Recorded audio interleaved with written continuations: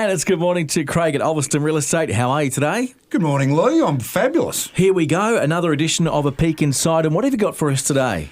We're at episode 71. We are? Small round of applause. Not a milestone, but it's there. We're not running out of stuff to talk about already, are we? Mate, Just scratch never. the surface? I'll keep annoying you forever and ever. Excellent. What do we got? Well, we're going to tile this. Oops, the truth eventually comes out. This is another cautionary tale. Well, you've been around long enough to know. Yes, I've seen many of them, but this is a very recent one, and it actually floored me. So, having dedicated nearly 22 years of our working lives to real estate, Karen and I always are asked the question, how's the market or how's business? And it's an understandable curiosity from people we know and meet in social business settings. The property market is one of the most talked about subjects in media and in the general community. Would you agree with that? Absolutely. Yeah, at the forefront. So 2/3 of Australians either own a home outright or they're paying off a mortgage. Now, when people want to engage us in a conversation about the market, we definitely don't dominate that conversation. Nearly everyone has a story of past real estate triumph or a challenge. So I'm going to share an ongoing conversation we've had over the last 2 years with some clients who've become very dear friends to us. And we have the odd lunch catch up, that sort of thing. Now, our friends have friends with a home in the Southern Highlands of New South Wales. We're all former Sydney-siders, so we know this area pretty well. The main town of the Southern Highlands of New South Wales is Bowral, and it's an historic location about 90 minutes south of Sydney. It's a beautiful place.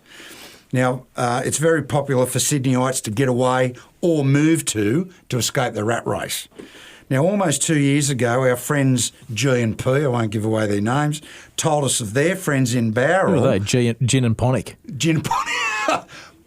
They don't mind one or two of them. We'll go with G and P, Gin and Ponic.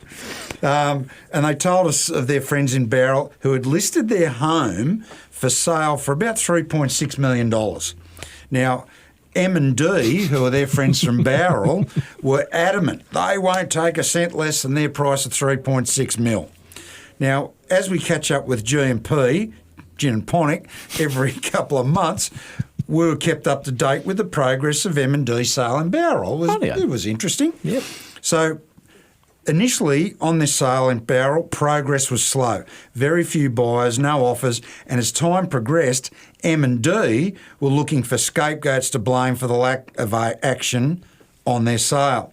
Now, once again, as time and our lunches progressed, G&P told us that M&D began sacking agents and adjusting their price to bring buyers into them in Bowral. Righto. Sounds like it's starting to get a bit messy. Yeah, so we're at 3.6 to kick off, then it made it to 3.2, then it's 2.9. Now, M&D are sitting at 2.6 and about to bring in their third agent. Ooh. So remember, M&D kicked off almost 2 years ago at 3.6. Were their expectations out of whack with market sentiment and conditions? That's the big question. But it gets juicier. Surely not. Dun, dun, dun. Now, G, of our G&P friends, popped over to our place the other day for a quick chat. He actually brought us some produce from their garden. It was really nice. And he says, as usual, how's business? But I could tell he wanted to share something with us. He wasn't there just to drop off the fresh produce. That's right. He said, you know our friends M&D and Bowral, they're now at 2.6 and they're hiring their third agent. Wow, okay, well, things have moved along. G continued. We were talking to them by phone the other day and you could tell that the last 2 years was really getting them down. This is G continuing. M wasn't happy about where the price had got to and he called out to D to us, D, how much was that offer we got just after we listed the house? D called out from another room, 3.2 mil. What the? You could have heard me from all over Ulverston. What the? Man. His friends, this is G's friends, in one decision, were going to burn $600K and 2 years of effort. Just remember this, 71% of agents report that your first offer is usually your best offer. When that comes in, think hard and smart when that opportunity arrives and ensure your agent is willing to squeeze the absolute best price out of any buyer and prevent them from walking away. There's a bit to take out of that, isn't there? There is, sadly, but I nearly fell on the floor, I tell you. I bet. But guess what? We've got to stop press, mate. Oh, look out, you've got a basket of fruit and veg for me. Surely that's not it. Surely Mate, do there's more you want to tell me. Do you like spinach?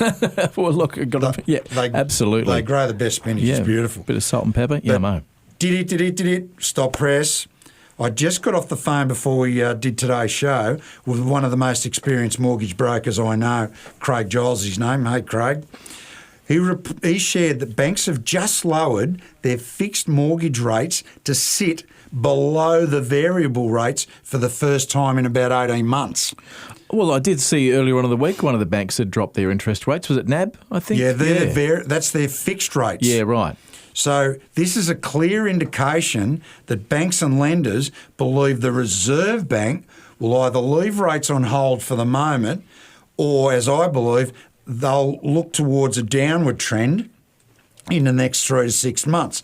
Now, this will give buyer confidence a much-needed boost. So if you're thinking of selling shortly, your timing could be bang on. Yeah, right. Okay, good advice. Yeah. You're in the know. I try to be. Bit of outsider trading. We'll keep it at outsider, yes. Craig Heppel, Ulverston Real Estate, thank you for this week's Peek Inside. We'll do it again in 7 days from now. We will. Thanks, Lee.